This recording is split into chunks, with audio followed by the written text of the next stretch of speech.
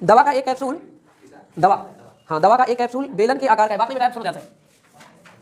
दवा का एक कैप्सूल बेलन के आकार का है। बेटा भैंस वाला नहीं है, ठीक, बस इसको जूम करके दिखा रहे हैं ना, कोरोना जैसा, ठीक है। हाँ बड़ा है थोड़ा सा। कह रहा है कि दवा का एक कैप्सूल बेलन के आकार का है जिसके दोनों सिरों पर एक एक अर्धगोला लगा हुआ है। यानी यहाँ भी एक अर्धगोला लगा है और यहाँ भी एक अर्धगोला लगा हुआ, ठीक, दोनों साइड अर्धगोला लगा हुआ।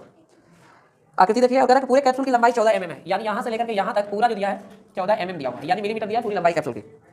उसका व्यास दे रहा है कि 5 mm है, यानी 2r की वैल्यू दे रहा है 5 mm है, यानी यहाँ से यहाँ तक दे रहा है वो 5 mm है। पृष्ठीय क्षेत्रफल ज्ञात कीजिए, ठीक है। पृष्ठीय क्षेत्रफल आपसे पूछ रहा है, कहाँ अलग मिल रहा है? हाँ बस फिगर में क्या काम किया, इसको मिटा करके और बीच में लगा दिया ऐसे कैप्सूल जैसा, ठीक। रहने दो इसको, मैं अर्धगोला का यहाँ पर, मैं अर्धगोला को लगा ले रहा हूँ, एक अर्धगोला यहाँ लगा हुआ है, एक अर्धगोला यहाँ लगा हुआ, कोई फर्क पड़ने वाला है? रहने दो कैप्सूल को, ठीक है। तो मैं फिगर को एडिट करूँगा, जब तक फिगर एडिट नहीं करूँगा तो समझ नहीं आएगा, ठीक है। अब सोचो कि इसमें पूरी लंबाई दिया है 14 mm, क्लियर। तो अब दिया हुआ ये 2r, यानी व्यास का मान दिया हुआ है कितना 5 mm, तो त्रिज्या का मान कितना होगा 5/2, ठीक, यानी भाग देंगे तो कितना आएगा 2.5 mm, ठीक, यानी त्रिज्या का मान आ गया 2.5 mm।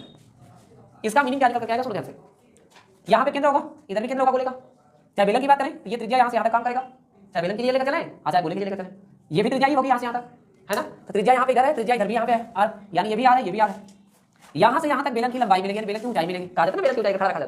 तो यहाँ से यहाँ तक ये बेलन की लंबाई टोटल दिया 14, यहाँ से यहाँ तक 2.5 होगा, ये भी 2.5 होगा, तो ये बताओ कितना होगा 2.5 2.5 5 हो गया, और ये बचा कितना 9। तो यहाँ से यहाँ तक की लंबाई होगी 9 mm, यानी बेलन की जो लंबाई कर सकते हैं या बेलन की ऊंचाई कर सकते हो कितनी है 9 mm। चलो अब एक बात बताओ मुझे, अगर इस बेलन को काट करके 3 हिस्सा बना लेता हूँ, 3 हिस्सा का मतलब ये वाला गोला काट लिया, ये वाला काट लिया और बेलन निकाल दिया, तो बेलन को निकालने के बाद ऐसा एक बेलन बच जाएगा, क्योंकि दोनों किनारे से मैंने किसको काट लिया अर्धगोले को, और दोनों अर्धगोले को अगर जोड़ दिया जाए, एक अर्धगोलाई साइड था और एक अर्धगोलाई साइड था, दोनों को जोड़ दिया जाए तो एक गोला बन जाएगा पूरा, यानी इसको और इसको जोड़ देते एक गोला बन जाएगा और एक बेलन बन जाएगा, यानी ये पूरी आकृति इतने रूप में टूटी हुई है ना। यानी मुझे इसका पृष्ठीय क्षेत्रफल निकालना, इसका पृष्ठीय क्षेत्रफल निकालना, दोनों को निकालकर जोड़ देना, क्लियर।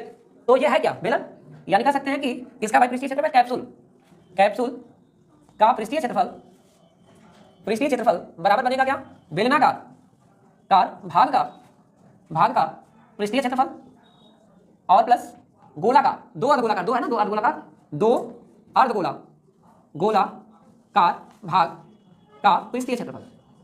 अब एक बात बताओ, बेलनाकार यानी बेलन का पृष्ठीय क्षेत्रफल का मतलब क्या होता है, और बताएगा बेलन का पृष्ठीय क्षेत्रफल 2πr/h, ठीक, और गोला का पृष्ठीय क्षेत्रफल क्या होता है 4πr², है ना।